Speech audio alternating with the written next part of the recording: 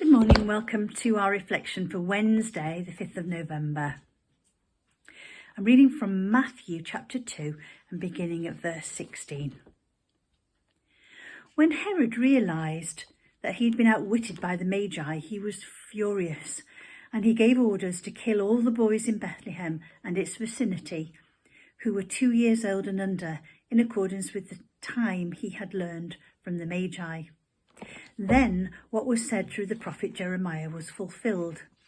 A voice is heard in Ramah, weeping and great mourning, Rachel weeping for her children and refusing to be comforted because they are no more.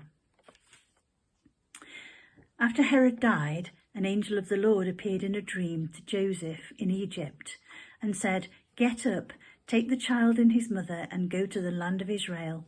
For those who were trying to take the child's life are dead."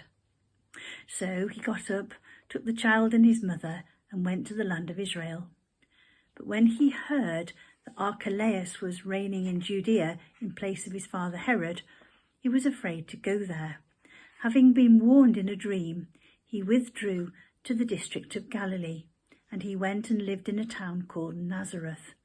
So was fulfilled what was said through the prophets, that he would be called a Nazarene. And this is the word of the Lord. Thanks be to God.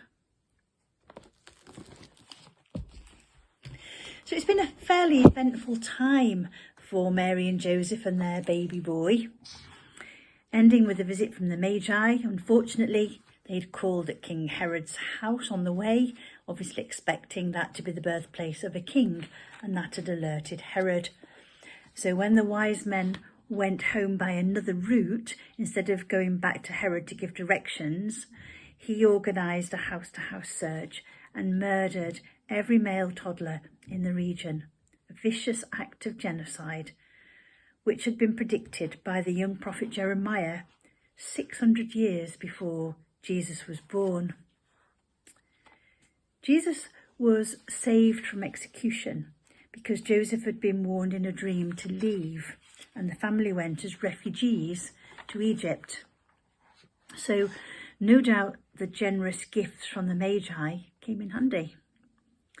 It's interesting that they went to Egypt and that there was a community of Jewish families living there, especially as Moses had led the Israelites away from slavery in Egypt 1,000 years previously.